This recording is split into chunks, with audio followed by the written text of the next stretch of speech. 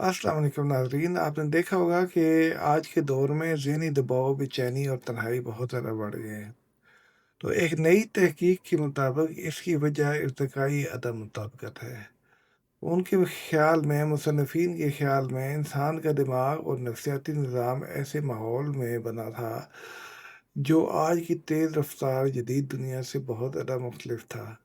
आज की दुनिया में हमारे पास टेक्नोलॉजी है, सोशल मीडिया है, माशी दबाव है और एक मुकाबले की फ़ज़ा है। लेकिन जो हमारी कदीम इंसानी ज़रूरियात थीं, उसमें कुछ और इक़दार को अहमियत हासिल थी, जैसा कि तल्लुकात, तहफ़्फ़ुज़, बिरादरी और एक मकसद, ज़िंदगी का एक मकसद। तो वो ये भी कहते हैं कि आज का जो दौर है, ये दरअसल एक कसीर बहरानी दौर है कि जिसमें और भी चीज़ें जैसे कि वबाएँ और मौसमियाती तब्दीलियाँ और माशी गैर यकीनी शामिल हैं।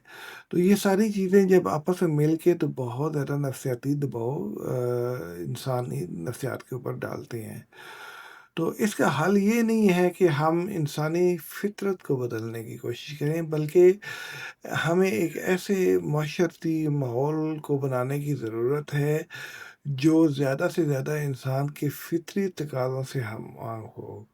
तो उसके सिलसिले में हम ये कर सकते हैं कि हम एक ऐसा निज़ाम बना सकते हैं जिसके अंदर ज़्यादा बेहतर समाजी ताल्लुकात हों और एक बिलॉन्गिंग का सिस्टम हो और जो गैर ज़रूरी मुकाबला है उसको काफ़ी कम कर दिया जाए।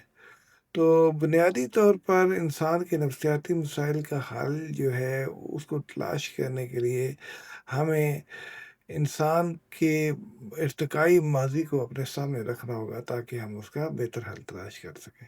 शुक्रिया।